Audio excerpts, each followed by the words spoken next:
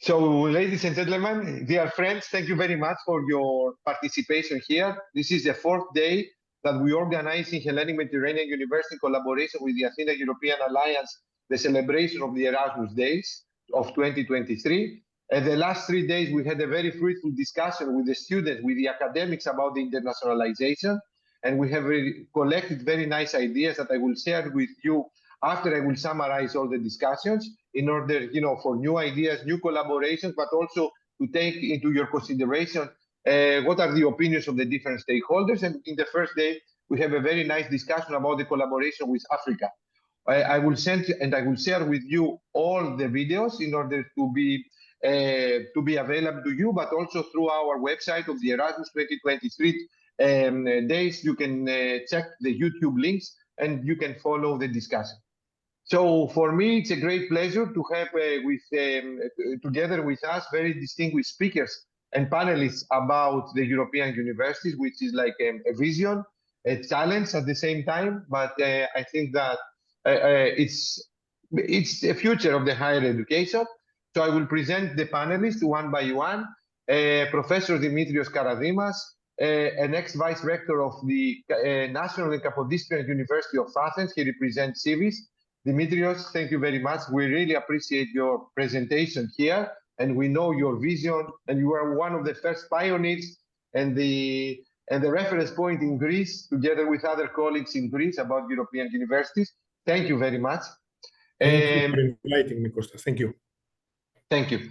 We have Professor Joseph Giorgos from the University of Maribor, the head of Athena, or one of the co-leaders of the Athena collaborated actions within the framework of research. Thank you very much, Giorgos, for your presentation. Then we have our colleague, let's see, another perspective outside of the university, but very related to the universities, Dr. Sebastian Streit from the Civis Academy, academic consulting company in Spain. Sebastian, thank you very much for your time and your contribution in our discussion. Then I will move on to Stefania Economou, that she works together with the European universities, and she's leading and they are coordinating some projects together with the European University Alliances. Stefania, thank you very much. And finally, I would like to welcome Kis Kouvenar. I hope that I have pronounced your name correctly. I'm sorry about my mistakes and about my Greek accent, but this is me. That he represents Aurora European Alliance. So I'm starting directly with the questions in order to keep the time, but of course you are more than welcome in order to, I will say, to intervene whenever you wish and, state your opinion. Of course, for the audience, thank you very much. You can write your questions on the chat, or at the end of the discussion. We would like to keep, the time, and within the next 60 minutes to have finished. I will start, the discussion starting from Kis, because I know some of you have very strict schedule. The first question is to Dimitrios, Joseph, Kis, and Stefania, but I will ask from Kis and Joseph to start with this, and within maximum 5 minutes to share with us what is the vision of the European Alliance that you participate, what are the main transformations that the European Alliance has introduced to the partner university and to your institution, and explain to us why do you participate in the European University Alliance. So I'm starting. What is the vision? What are the main transformations to the individual units, the universities, and share with us, this information. I will start with Kis, then Joseph, then to Dimitrios, and then I will move to these three speakers. Stefania, I will include you later on about the project. So let's start with Kis, then Joseph, and then Dimitrios. The floor is yours, Kis. Thank you. Thank you, Kostas. Yes, and I have to leave already at 10:30, which is why Kostas gave me the floor first. I apologize. I would like to be there for longer. So Aurora actually was founded independent from the whole European Universities Initiative already in 2016 as a group of like-minded, research-intensive universities that came together because they felt that there is no tension, and there should be no tension, between academic excellence, research intensity in terms of top 5–10% in citation rankings, and societal impact as the driving force of the university. So we were preceding the initiative, and then we joined.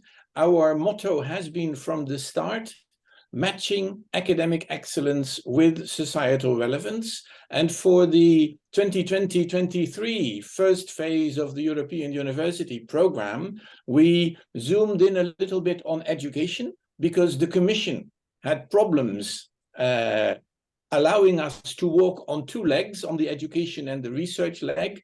So we zoomed in on our vision of equipping graduates with not just the subject expertise, but also the skills and mindsets to help address problems in society.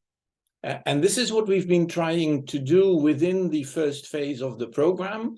What are the main transformations?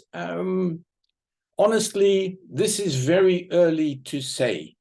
There is a big problem in the European University alliances between what we are trying to achieve and the mechanisms that the Commission gives us to achieve it, but in fact makes it difficult for us to achieve. They force us to give crazy promises, then we have to pretend that we have the deliverables, but underneath these two, the real value of beginning transformation stays hidden. And they know that. They say, we don't see it. We know it's there and we don't see it. Yet that's because your mechanism prevents us from telling you and prevents you from seeing that. But where we see it a little bit, first glimpses, I would say in the Aurora competence framework, which is both a language and a tool to insert also other competences than subject expertise into the learning outcomes of subject-focused course modules and degree programs. Service learning and co-creation as a pedagogical didactical concept to tie subject expertise with what it serves for in society. Sustainable campus, where we try to make some steps, and then blended internationalization. So where digital and international come together. I think these are the areas where we see the first glimpses of transformation, but it's really very, very soon to tell. And it's still a bit isolated. And in the next 4 to 6 years, we want to see how the stone in the pond begins to ripple, and the ripples will reach out to the end of the pond. So that's my 5 minutes, Kostas. Thank you very much, Keith. You know, you make me feel better and less stressed. But thank you. This is the reality that also revealed in the last meetings in Barcelona, that we were all of us, there, that a lot of people, the European Commission asked, what is a transformation? But all of the alliance, they replied, it's very hard to have, transformations as you mean them, because there are the available tools in order to accelerate this process. Thank you very much, Keith. I provide the floor to Joseph and then to Dimitrios. Thank you, Kostas.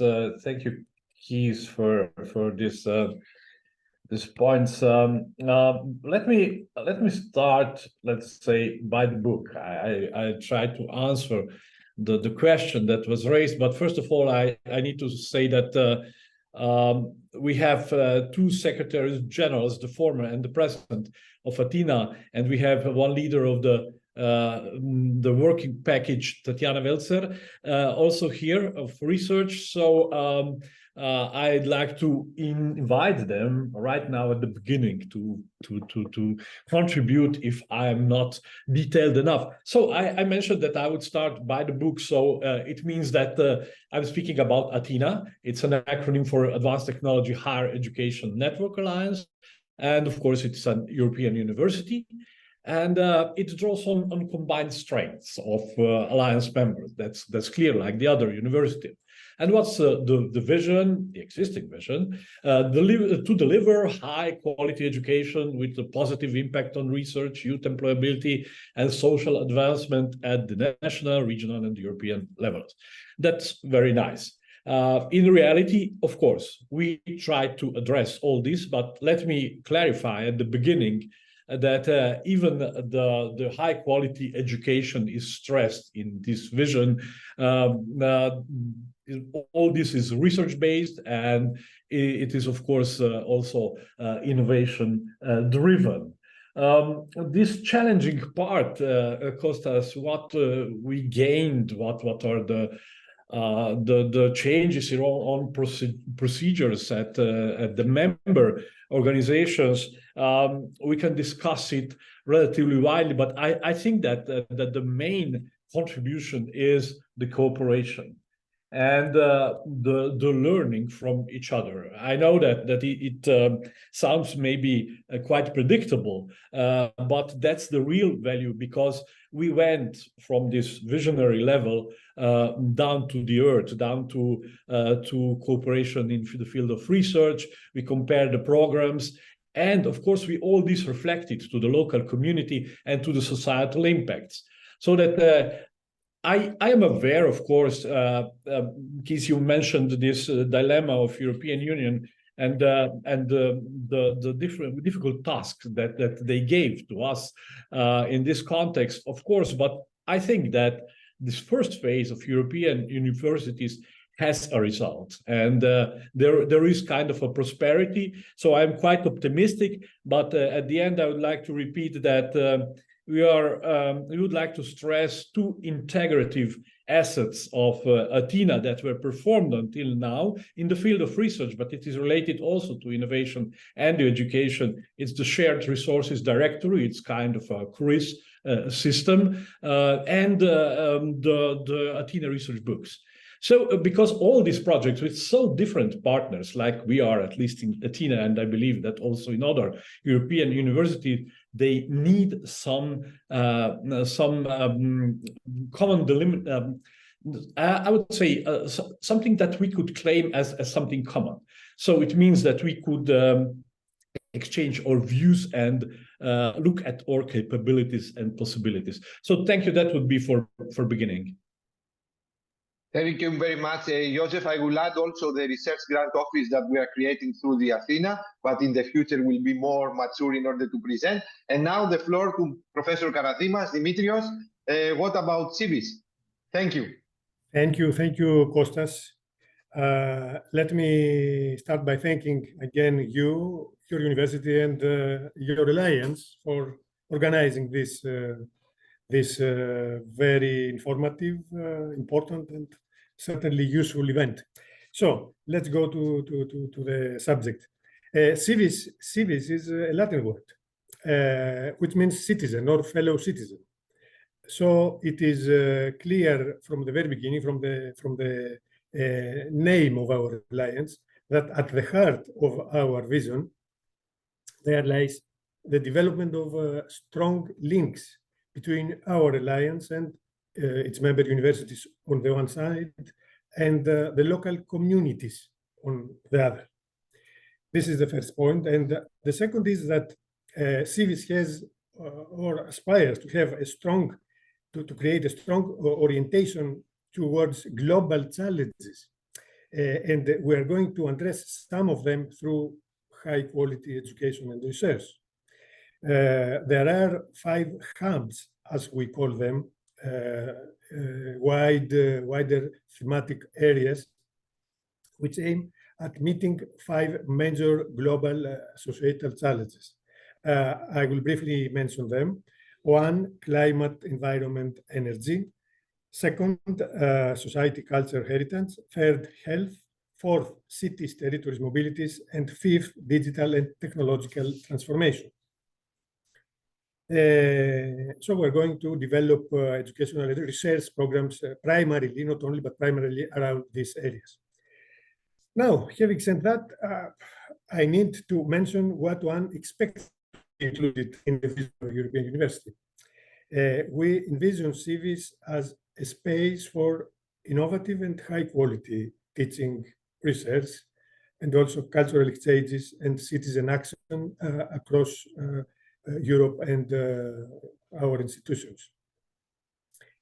And one central also point in our mission and vision is the close and lasting cooperation with universities from University of Africa and the wider Mediterranean area. So, summing up quickly, our vision is for civis to design new educational, pedagogical, and mobility models, to pursue high-quality research, to improve social inclusiveness and geographical balance, and to contribute to the social, cultural, economic development and dynamism at both levels, local and global. Now, concerning the second question about transformations, I think that Keys, our first speaker, gave a very good description of the situation of this phase, especially when pinpointed the problems that exist with the existing European mechanism, which do not facilitate our work.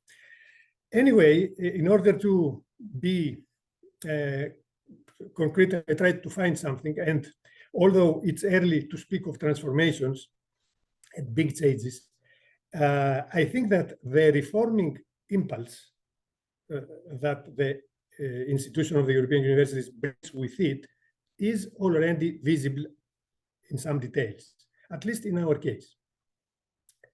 I could mention some small examples from the academic level, from the level of relations with the local community, and also from the administrative one.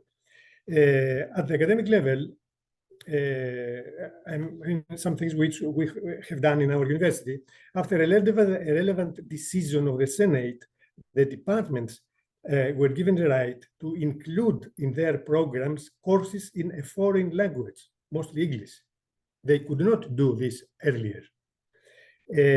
Courses include courses as elective ones, which are mainly addressed to the students of civic universities, but not only, also to Erasmus students and other international students. And also the departments were given the right to update their syllabus before the start of each semester, something which was done earlier once a year, before the start of each academic year, so that educational needs that may arise during an academic year can be met. And this was something which resulted from discussions within civics. And I will also mention the possibility of cooperation of doctoral theses. There is a co-tutel agreement between all the universities, which makes the cooperation for the supervision, cooperation for supervision, easier for students and professors alike. Now, in terms of our university's relations with the local community, please, Kostas, when my time finishes, tell me. Go on. Don't worry. So, in terms of these relations with the local community, the change was perhaps more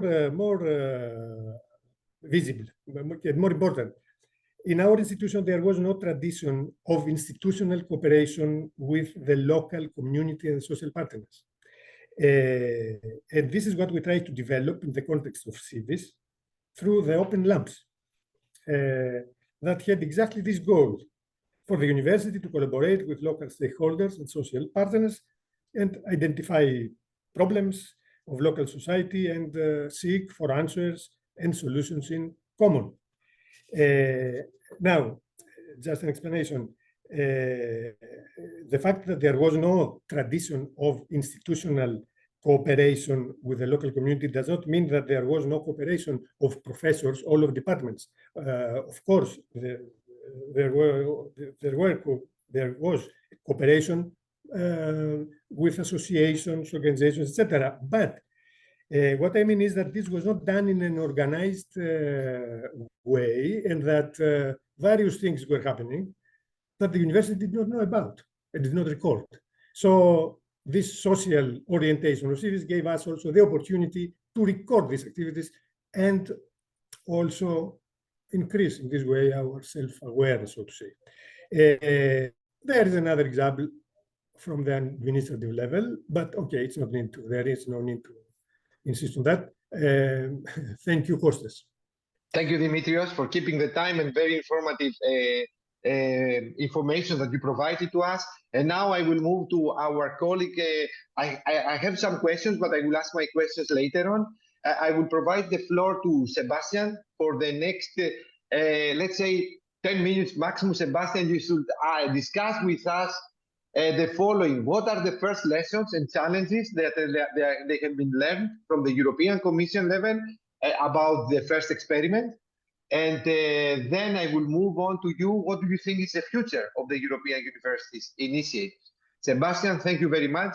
Sebastian is going to discuss with us. He's not going to sing with us because I can see the guitar at the background. But the floor is yours, Sebastian, to enlighten us with your input from another perspective. Thank you, Kostas.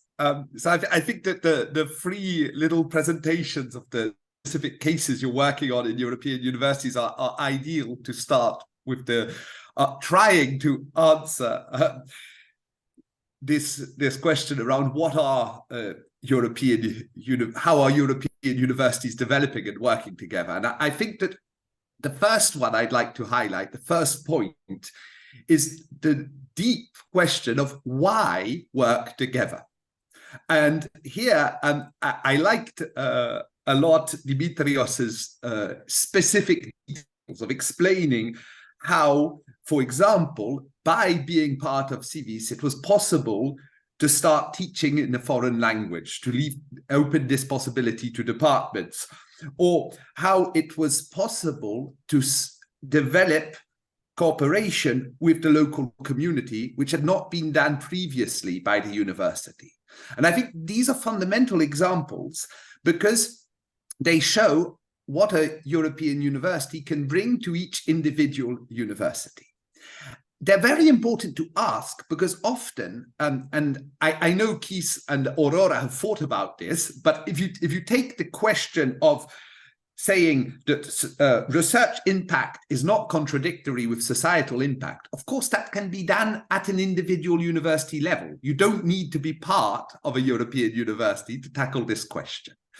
And in many cases, some of the European universities have this grand vision, but actually they haven't worked out what the European university contributes to this grand vision. So why do this together when we could do it alone? And this is very important because I think, and this would be my second point, for a European university to work, it needs to be fully embedded in each individual university's strategy. And I think this means both the bottom up, so having professors who think, wow, this opens possibilities for me, having students who think, wow, this changes my perspective, I can follow courses there. But it also means top down. It means that the university leadership needs to be fully engaged and needs to feel that their European university is aligned with the strategy of their own university. So that thanks to the European university, I can push my strategy forward. So this is, if you want, it's a very pragmatic approach. But if the European university is not perfectly aligned with the political vision of the individual university, it doesn't work. And I think that is really the key challenge for European universities. The alignment of the strategy at a global level with that of the individual institutions. And I'd go one step further, and I'd say that when it's not aligned, then it's better if the university leaves the alliance. And in some cases, this has happened. It's not necessarily negative. But if you stay on board an alliance with which you are not aligned, then basically it's not going to work for you and it's not going to work for the alliance. And then I'll go to a more general third point, which is, I find really fascinating, is what European universities are about politically is building Europe. And building Europe is more important than ever. And in the first meetings of rectors, where there were these sort of little conflicts which emerged, and I initially thought these were anecdotal. And after 4 years working with many European universities, I really deeply think we have a systemic issue, and a systemic issue at a European level between a northern, I'm going to be stereotypical here, so don't take it like that. So between a Nordic vision of what a university is and is about, I'd say an Eastern one and a Southern one. And again, I'm being stereotypical, but the level of conflict and difficulty is enormous. And I'll give you one example, just one, and it's a very minor one, but it's one which for me was suddenly realizing how people conceive of words in different ways. So take multilingualism. Multilingualism seems an obvious European value. And I remember one meeting when I had 3 rectors from Eastern Europe who came to me and said to me, please, Sebastian, can you explain that we never want to hear the word multilingualism again? And I said, why? And the answer was because the French and the German universities are using multilingualism as an excuse to continue using French and German. And we want to be on an equal footing with English. And of course, this is something I had never thought of, but this example is there for so many things. And so I think this is something which is deeply political and which really requires a lot of patience and a lot of idealism. But it demonstrates why European universities are so important, because we need to build a common shared European vision.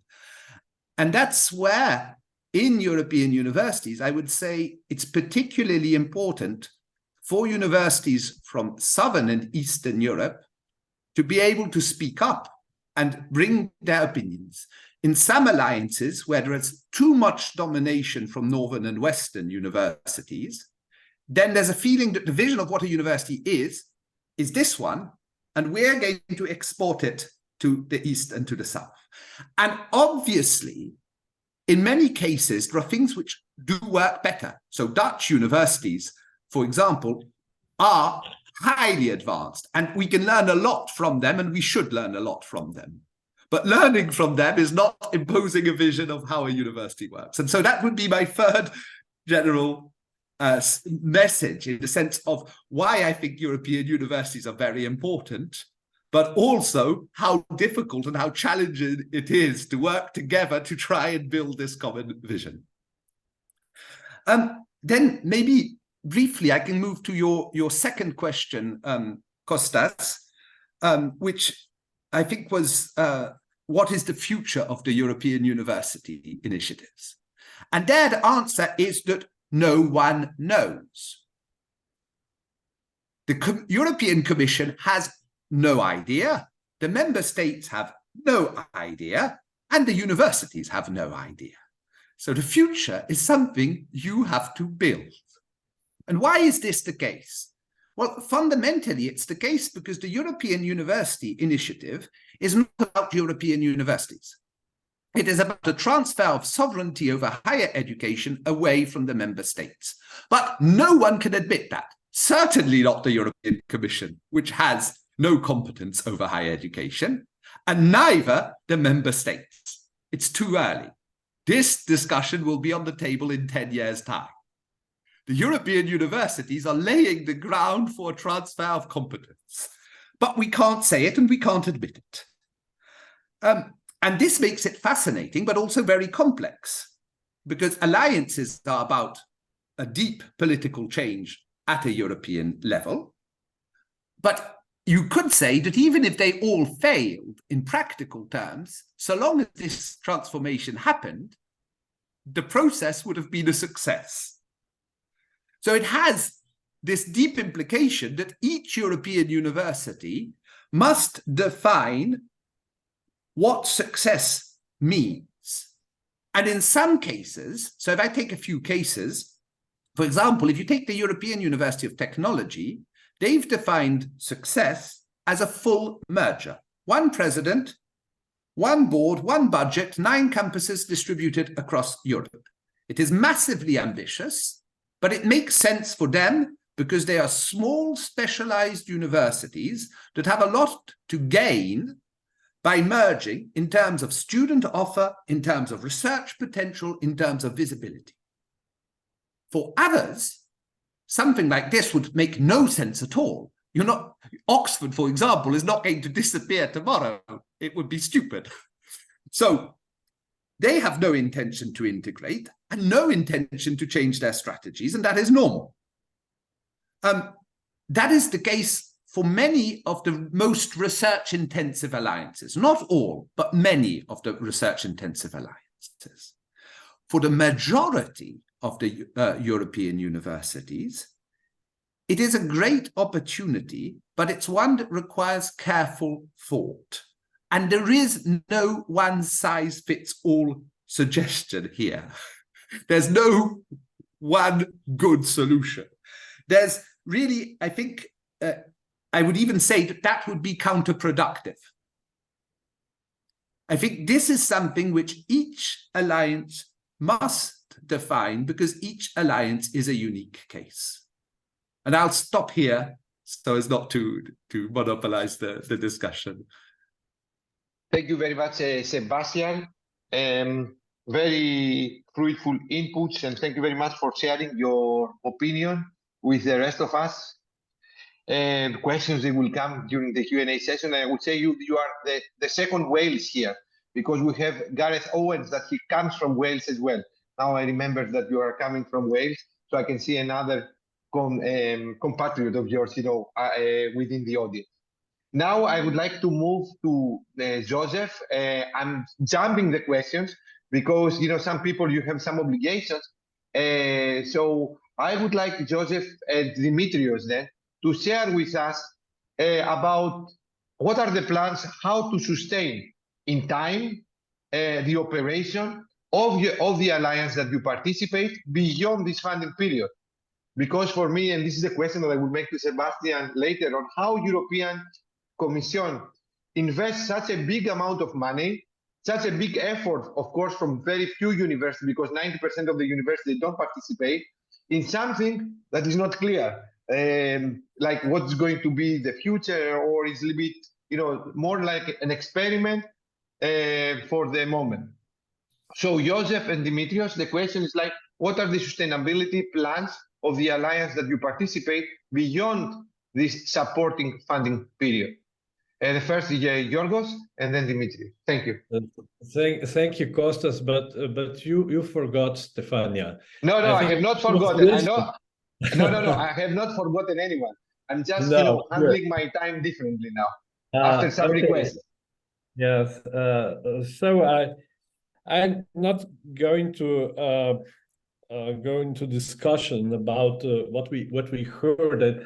I think that the European Union or the Commission itself, even if it's not clear for, but I think that they gave us a possibility to build something new. So that I agree with the claim that alliances are political projects, that they are building on the European values, however we understand them. I'm personally, as a member of Athena, I'm looking forward to continue these projects. So, of course, let me add something to the first part of my talk. Quoted the existing vision, the former vision. Of course, it is now in the process of upgrade by directors, by top-level leadership. But let me go back to the question of Kostas. You asked me about the sustainability of this alliance. Of course, this sustainability is based above all on the fulfillment of the vision that has been followed by many implementation activities in these 3 years. joint activities in the field of higher education, research, innovation, including the technology transfer. So I think that when you build a solid procedures and results in these fields, that it brings sustainability by itself, of course. So, of course, further sustainability can be achieved and by awareness, active involvement, and support of the highest level decision makers. When we look at 9 members of Athena, we've been in the group, and we are still in the group, in the alliance. That was not equal for all of them. And how to achieve this equal treatment at both levels, at performative level and at the level of decision makers, it is the answer to the sustainability. The project, the concept of the alliance can be sustainable just if it works. So I think that Athena already demonstrated the benefits and discovered many hidden potentials, let's say, of this partnership. And all this is contributing to the growth of excellence that brings sustainability, again, this word, of the alliance and of each member institution too. So that would be my contribution to this sustainability part. Thank you. Thank you very much, Joseph. And the floor to Professor Karadimas, to Dimitris. Thank you, Kostas. I will talk about first about the viability of our alliance and every alliance. I think that it depends on the willingness of individual institutions to maintain the alliance, as well as on political and economic factors. If the political will of the individual institutions to maintain the alliance is taken for granted, and if the European Union policy on the issue of European universities will remain stable, it will not assume, I don't know, negative or inhibitory characteristics, then okay, the factor, in this case, the factor we must consider and pay more attention to is the financial one. And I'm coming to this now because this is what we are asked to comment on now. Civis already has a work package aimed at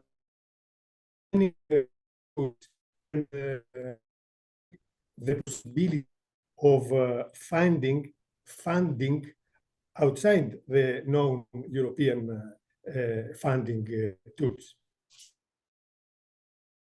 Also, in view of the creation of joint educational activities, which means not only courses and modules, but also undergraduate and postgraduate programs.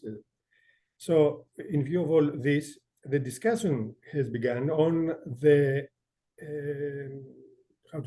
imposition of tuition fees and on which of these programs in order to ensure their sustainability. And finally, in the first phase of our alliance, 1922, there was a first discussion and investigation into the possibility of Civis becoming a separate legal entity. This issue, I think, will move on now in this next period, and probably there will be a solution in that, a decision. So the creation of a legal entity will facilitate the handling of common financial issues and the search for sources of funding for the alliance as an alliance. I believe that it's very important for the sustainability of every alliance to be able to appear in the form of a legal entity. These are some basic points, Kostas, for the moment at least. Thank you. Thank you very much, Dimitrios. Both your positions of Joseph and yours has created some questions that we're going to discuss later on. And now I'm moving to dear Stefania in order to explain to us how Web2Learn is collaborating with the European University, and describe us within 5 minutes your initiative. And I will close the discussion with the input of the students. We have here the president of the Athena ESN, which is Athena we are very proud of. We created the first ESN network in the alliance level. And George will close this roundtable before the discussion. The floor now is to Stefania to share with us her experiences working with the alliances, and then to George. Stefania, the floor is yours. Thank you very much. Thank you again, Kostas, for inviting Web2Learn to this fruitful roundtable discussion. Hi, everyone. I'm representing Web2Learn. It's an R&D company in Greece, and we are working with European universities and networks for over a decade now. So what I would like to bring in today's discussion as a contribution is a particular topic we are working on with European universities for over a year now. It's the topic of resilience of academic institutions in challenging times. To be more specific, since the outbreak of the war in Ukraine, we are very much motivated to study and to understand what's the impact and the reaction of European universities in managing the Ukrainian humanitarian crisis. And in this context, we have developed 2 Erasmus Plus projects. The first one is Baltics for UA, and as you can see from its acronym, we are collaborating with universities in the Baltics and Ukraine. And the second one is called Agile, that is coordinated by University Paris 8 together with other European universities. So what we're trying to do in both projects briefly is that we are focusing on the resilience of higher education systems and how they can address the needs of refugees, and through social participation and through recognizing the skills they acquire through their learning pathways. Now, for both projects, we have produced 2 open access studies, and I'll be glad to share with you the links of the studies on the chat. Both studies are a first systematic mapping of both institution-led and community-led actions. So we are seeing universities as living organisms. So we are trying to bring a more focus on bottom-up actions by university students and teaching staff, rather than seeing universities as an ivory tower that are not in direct contact with society. In terms of transformations, what I would like to highlight in this discussion is, and what we are trying to do with our European partners, is that we want to move beyond, let's say, a top-down approach, a top-down interpretation of academia's capacity to forge institutional and societal resilience. What we want to do is to encourage more participatory, more students-led actions for a social purpose and means of individual and national resilience, particularly in times of crisis, as the Ukrainian humanitarian crisis, which will not be, unfortunately, the last crisis that European universities and Europe as a whole will need to face. And I think I'm over. Thank you. Thank you very much, Stefania. You led, the continuation of the discussion very nicely. So I will provide the floor to George. I totally agree with you. This is not the last one. We live in Crete. I have a strong collaboration with Israeli universities. I can see now what is happening and how many projects they are under risk. But the project is not the important thing. It's like, the prosperity and the resilience of the people, particularly in Middle East, from both parts. But also we have experienced this within the European border.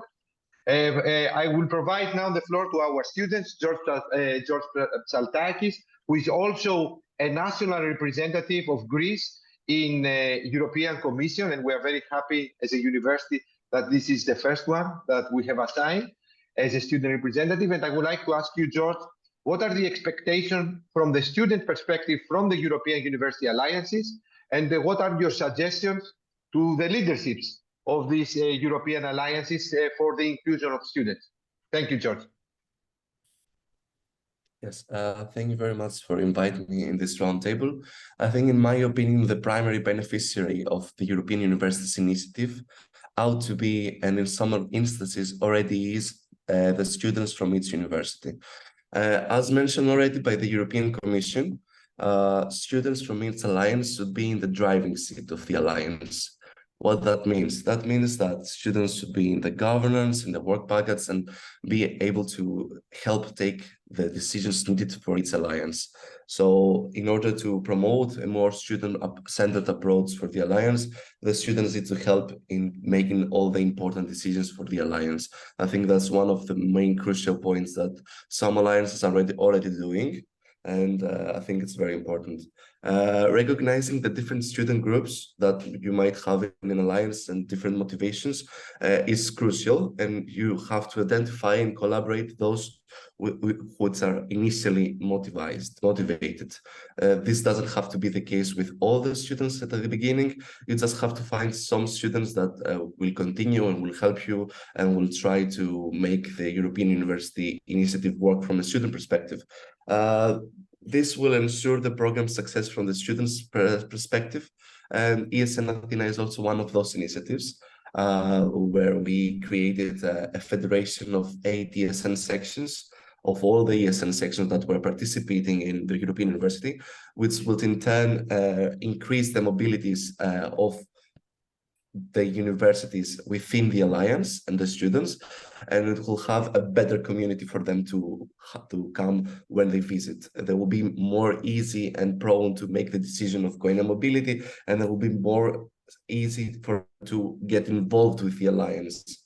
That's also one of the initiatives that we are doing, but we are not stopping with the ESNs. We have almost all of our student councils, but as I mentioned before, different motivations from its prospective students doesn't have to discourage you, and you have to work with the people that are willing to work in the beginning. And I think in the next time and in the continuous of time, more of the people will work as well because they will see the impact of the project themselves. So that's my suggestion for a better student representation, is to try and to work with what you have and with the most motivated of the groups that you have from its partner university, and then build from that. Thank you very much, George. Thank you very much, all of you, for your contribution. I hope that I have not forgotten anyone, because Joseph make me stressed. So now the time is for the questions. Thank you very much for keeping the time. I have some questions, but I will provide the floor first to the audience before I will start my questions to you.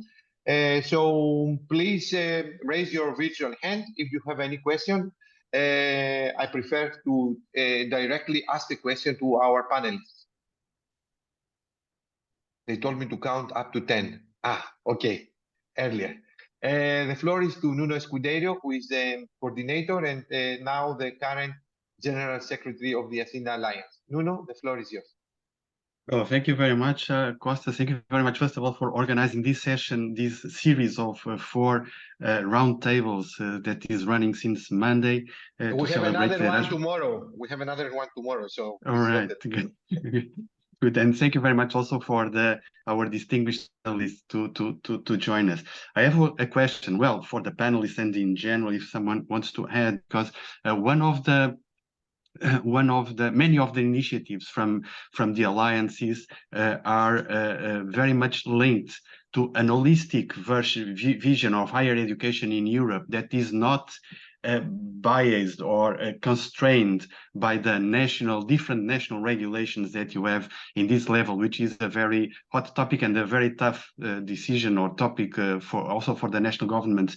The Commission, as we know, is working on this with the member states, but probably we have experience or suggestions of initiatives that the Commissions, either together with the 50 together or somehow in initial initiatives at each one of the member states that you can suggest so that we can boost this. This is an issue to be fixed in the next 2 or 3 years, not in 20 years. But the speed at which this is evolving, so to have this commitment and to have this deeper involvement of the member states in creating these more flexible conditions for higher education that will empower the European universities then to bring these innovative measures to the floor. Yeah, thank you. The floor to Sebastian. So just briefly on that, Nuno, it's an incredibly complex question, of course. What surprises me is the level of discussions which exists between member states. So to give you one example, when put on the floor, hey, could we merge two public universities across European borders? I have a feedback from 3 different ministers in 3 different countries, and the reaction was not, you're totally crazy, I'm not even going to open the discussion. It was, that is a very interesting question. Let us discuss it in depth. My legal services in my ministry are going to tell me I'm crazy, but I don't mind. I want to open the question. So that doesn't answer your question, but it does say that there are a number of member states who are willing to discuss this. And of course, this is at a big level, say a measure, but this is true also for the other regulations. The difficulty is that it's complex, it takes time, there are conflicts. Thank you very much, Sebastian and Nuno, for the question and the answer. I will read a question that our colleague from Aurora, before he leaves, before he left, he would like to discuss. And he said, like, I will leave before the discussion. I will be curious to hear how other alliances see the balance between using the alliance to help improve the member universities and using the alliance to create something common. So the floor is yours, one of the panelists. You know, I mean, if you would like me to read again, then he would like your opinion. It's like how using the alliance to help improve the member universities and using the alliance to create something common. What is the balance within your alliance? I will say, from my opinion, from my university, that for us as an HMU, Athena European Alliance, it was like, it is a great opportunity to get improved because we have to learn a lot of things. I think as a small university, Sebastian mentioned this, it's a great opportunity for us through collaboration to raise our opinion, but also work together with the others in order to improve in education, research. Now I have, you know, ideas how to collaborate with the local society and how to address the local needs. And through our collaboration with the Alliance, we have created some common activities. For example, yesterday we had the quality assurance from the German accreditation company about a new Erasmus Mundus. It was the first one that we are getting. We participate. Through, you know, the European Alliance, I got a Fulbright scholarship that I will go to the States, and one of my missions is like how European Alliance work in order, you know, colleges in the States to collaborate. We have more than 1,500 now courses in English through our course catalog that we are going to use for our incoming students. What, you know, we have experienced, even though that we are small, but probably more flexible because I'm a physicist. So the smaller the mass, the more flexible you are, the faster the acceleration that you receive. Is like little bit, you know, the big universities, they are slower in order to collaborate more deep with us or to do joint things. So this is my answer to, for us it's quite balanced, but we could see, you know, the Alliance as a bigger opportunity to do much more things as a university through the Alliance. The floor is to Dimitrios. Yeah, thank you, Kostas. Just to react to this question, only a few words. It's a question of balance. In my mind, these two dimensions are complementary to each other. They can coexist. And the university, at the same time, when it improves some internal things, can cooperate and create common programs or whatever else. So, okay, just that. They can be both at the same time in the short and the long run. Thank you, Dimitrios. This is exactly what I have experienced in our case through the Alliance. It's like, it's complementary, it can go together. Now I have another question to our student from my side. I will start with the student, our student. So, you know, the students, and I follow the discussion that we had on Tuesday about with ESN International, the European Student Association representative, that they would like a role. But at the same time, I would like to say how to motivate students beyond the heavy schedule they have to participate in this experiment that needs a lot of involvement, needs a lot of devotion.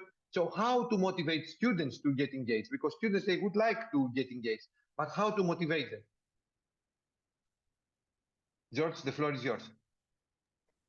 So I think it's more important that we make sure that we focus on the benefits that students might have, and I think it's also important that and it's also important to make sure that we are able to reach the information to the students, because the main channels might not be enough for them.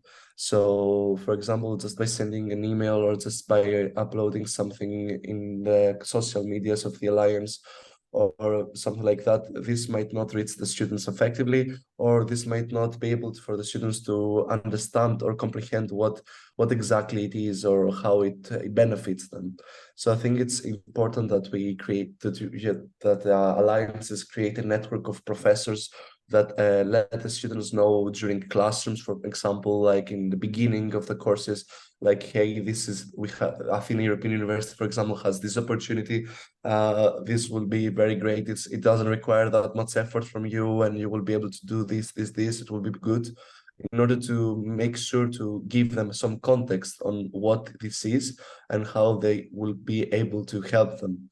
Because I think most of the students are at the end of the day a bit scared, and most of them are not getting the information correctly or at the same time effectively.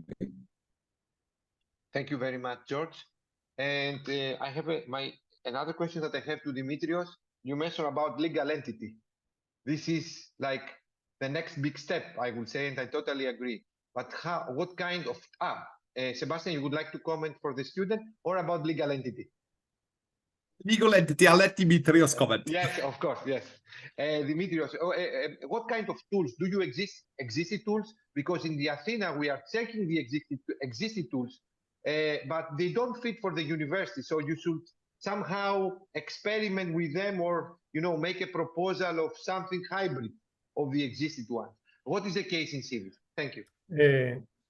Now, Kostas, okay, as far as I remember, because as I told you, the discussion took place at the beginning of the first phase, and then we stopped there expecting something from the European Union. But this something is not going to come, obviously, so we will start again the discussion. So, as far as I remember, the conclusion we had arrived at that time was that an association, according to the Belgian law, which is a loose association, and this is for the beginning. Later, the universities can decide to change and things differently, make things differently. But at this point, we had arrived at this conclusion: an association, according to the Belgian law. I don't remember now exactly the name. Which was acceptable from our point of view. There were some hesitations from the Swedish university in our alliance, and another one, as far as I can remember. But anyway, we're very close to arrive at an agreement between us. So it's very probable that soon we will be able to have a legal entity. But okay, it's a loose one, which does not give does not detract authority and power from the universities, and allows them from the individual universities, and allows them to cooperate more closely. So thank you very much, Dimitrios. Yeah, Sebastian, the floor is yours. Thank you. and which are closed. Just to complement what Dimitrios has just said, there are now about nearly 10 European universities who've created legal entities. There are very different types. The Belgium Association is one of the main ones. So to take a few examples, Una Europa or EUIs have created such a legal entity. There are others. You also have EGTCs, which in particular was pioneered by EPICOR or UCOR before the European universities existed. And there are at least now 4 different types of legal entities. All these legal entities enable you to do things together. So they're useful, but they have no impact on the existing university. So there's no transfer of responsibility. So they don't enable further integration. So exploring it with creating an entity. But if you take the CERN in Geneva or the European Institute in Florence, to take a couple of examples, these are actually, so Europe is not involved, it's intergovernmental agreement. You create a new entity. In theory, because this new entity is created by intergovernmental agreement, it should then be possible to transfer competencies from existing public universities to this new legal entity. And so this is a bit of a crazy exploration, but which we're looking at, because alliances which are ambitious, for them, a legal entity serves absolutely no purpose because it changes nothing apart from just being able to do a few things together as a tool. But of course, the European Commission is not able to even talk about this because it's a bit terrifying because it involves a very deep change in terms of the way how things are proceeding. There are 4 pilot projects underway around legal entities currently. At a European level. So the results should be out in about 6 months' time. We don't expect that any of the results will change the picture dramatically at this stage. Thank you very much, Sebastian. This is also my impression after the Barcelona meeting about this. Nothing new. They just, recirculate existing ideas. And this is my last question because we have to finish to Sebastian. Sebastian, what do you suggest to the European Commission as a next steps? Let's say hypothetically that you are Mario Schinas or whoever is leading the Commission. What do you suggest them to do in order to support and promote and support the people that they are working for the European alliances? What do you suggest to the European Commission to do? Just tell me maximum 3 things. I suggest nothing, because it's the member states which have to do. The European Commission has no competence, so they can do nothing useful. So this is a decision for the ministers of the member states. And it needs to be a group of countries, because you'll never get all 27 to agree, but a group of countries that decide to go one step further.